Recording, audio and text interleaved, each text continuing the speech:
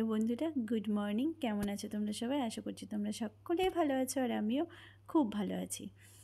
আর আজকে হচ্ছে সানডে, আর এখন ঘড়িতে বাজে 10টা, আর এখন থেকে তোমাদেরকে সাথে নিয়ে ব্লগটা স্টার্ট করছি। আই হোপ তোমাদের আজকের ভিডিওটা ভালো লাগবে।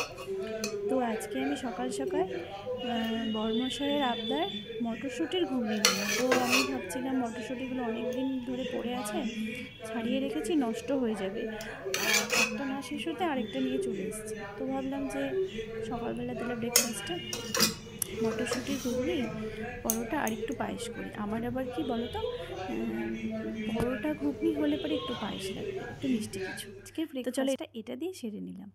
তারপরে চলে এসেছি রান্নার জন্য। আজকে হচ্ছে সানডে, চিকেন বা মাটন ছাড়া কিছু হয় না। তো চিংড়ি মাছগুলো, ওয়ালদা চিংড়িগুলো অনেক দিন থেকে পড়ে আছে ফ্রিজে।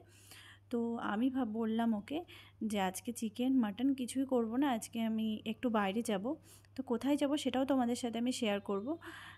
তো ঠান্ডা পড়ে গেছে, বাচ্চাদের জন্য কিছু কেনাকাটা করব, সেজন্যই যাব। আর মাঝখানে কিছু ঘুরতে যাওয়ার জন্য কিছু প্ল্যানিং হচ্ছে, তার জন্য বিশেষত যাওয়াটা। তো দেখছি কতটা কি হয়। তার জন্য খুব তাড়াতাড়ি আমি বললাম ঘরে যা আছে, আজকে বাজারে যেও না, ঘরে যা আছে ওই দিয়ে আজকে তাড়াতাড়ি করে রান্নাটা সেরে নিই।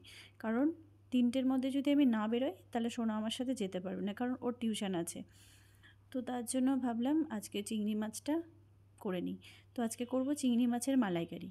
তার জন্য চিংড়ি মাছগুলোকে ভালো করে খোসা ছাড়িয়ে সুন্দর করে কেটে টেটে নিয়েছি, হলুদ লবণ মাখিয়ে চিংড়ি মাছগুলো রান্না করে তা ঝটপট করে নিই। এই যে আমার চিংড়ি মাছ কমপ্লিট হয়ে গেছে রান্না করা, আর এখন শুধু ধনেপাতা কুচি দিলেই কমপ্লিট, ডান। তো অনেকেই তোমরা চিংড়ি মাছের মালাইকারিতে ধনেপাতা খাও না, তো আমরা যেহেতু ধনেপাতাটা বেশি ভালোবাসি, তার জন্য আমি এক্সট্রা করে এটা দিলাম। যাই হোক, আমার রান্না কমপ্লিট হয়ে গেছে। এখন স্নানে গিয়ে ঠাকুরকে পুজো দিয়ে দেখি, আমি যদি না পারি তাহলে সোনাকেই বলবো পুজোটা দিয়ে দিতে, কারণ অলরেডি এখন 2টো বেজে গেছে। তো ভাবলাম যে দেরি হয়ে যাবে আমার, আবার স্নানে ঢুকলে পরে জামা কাপড় ভেজানো আছে, সেগুলো একটু কাচাকুচি করব, করে নিয়ে তাড়াতাড়ি করে নিই। তো বেরিয়ে গেছে, এখন বাজে 3টা মতো, 3টা বাজেনি, 3টা বাজতে 15 মিনিট বাকি আছে। তো ভাবছি যেহেতু তোজো যাবে না, ওর পাপার কাছেই থাকবে বললো, তার জন্য আমি আর সোনা দুজনে স্কুটি নিয়ে চলে যাব তাড়াতাড়ি করে, কারণ 4টার মধ্যে আমাকে 1 ঘন্টার মধ্যে চলে আসতে হবে, গিয়ে আবার মেয়েকে টিউশন দিতে হবে।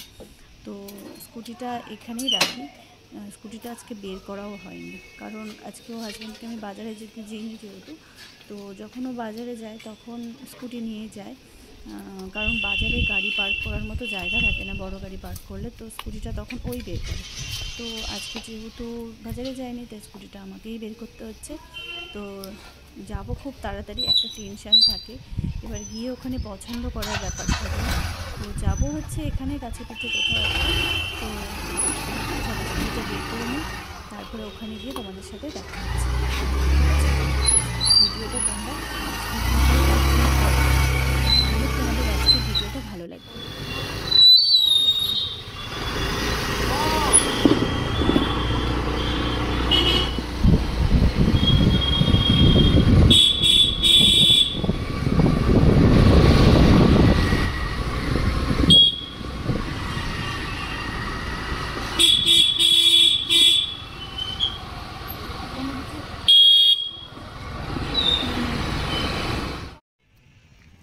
চারটা বাজে, দেখো রোদের কি আলো, তাকানো যাচ্ছে না।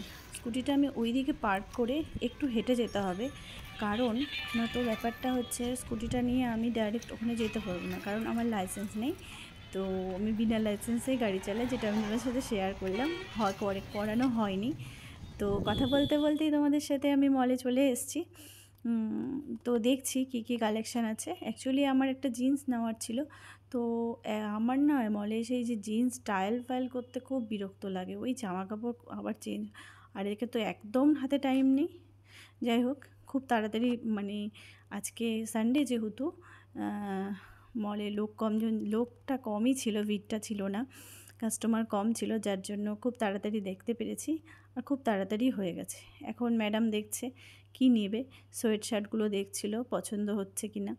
তো ও আসবে কিছু নেবে না তা তো হয় না, না, সেদিনও এসে পাপার সাথে নিয়ে গেছে। তাও আসলে তো নেবেই। তো যাই হোক কী নেয় দেখি, কোনটা নেবে ওর পছন্দের মতো একটা কিছু নিয়ে দিই, তারপরে তাড়াতাড়ি করে বেরিয়ে যাব আমরা।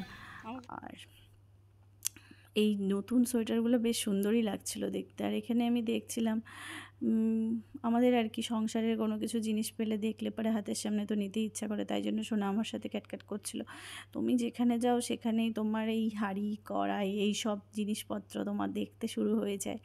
তো আমি বললাম যে ঠিক আছে আর দেখছি না, চল চল তাড়াতাড়ি চল, আমার দেরি হয়ে যাচ্ছে, মানে খুব চেঁচাচ্ছিল। তো চলো বিলটা বানিয়ে নিই, তারপরে বেরিয়ে যাব। তো আমার বিল বানানো হয়ে গেছে, এখন হচ্ছে বাড়ির দিকে যেতে হবে। তোজোর বাড়িতে আছে ওর পাপার সাথে, খাইয়ে দাইয়ে দিয়ে এসেছি ছেলেকে।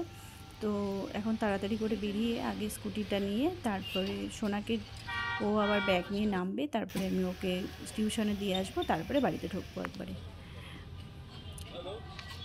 তো এখানেই এই যে তোমাদেরকে যেটা বললাম, আমার লাইসেন্স নিয়ে স্কুটিটা এদিকে পার্ক করতে হয়েছে, তো স্কুটিটা এখানেই পার্ক করেছিলাম। তো এখন স্কুটিটা নিয়ে বাড়ির দিকে চলে যাব। আর দেখো 4টা বাজে, এতটাই রোদের তাপ শিলিগুড়িতে, মানে মারা গল্প করছিল বাড়ির ওখানে যে আমাদের এখানে এতটা ঠান্ডা পড়েছে, মানে রৌদ্রটা ভালো মতো উঠছে না। আর আমাদের এখানে রৌদ্রের টেম্পারটা দেখো একটু। তো কালকে যেহেতু 25শে ডিসেম্বর, তোমরা ভিডিওটা কালকে পাবে। তো ভাবলাম বাড়িতে যখন আমি কেক বানাতে পারি, সব কিছুই আছে, আর কেক বানানোটা আমার অ্যাকচুয়ালি প্যাশান ছিল। তো তোজো হওয়ার পরে আমি এটা কমপ্লিট করতে পারিনি কোর্সটা। তো আজকে একটা ভাবলাম ফ্রুট কেক বানাই। তো আজকের ব্লগটা এখানেই শেষ করছি। যদি কিছু ভালো লেগে থাকে একটু লাইক করে দিবে, কমেন্ট করবে, শেয়ার করবে। দেখা হচ্ছে নেক্সট ব্লগে। টাটা।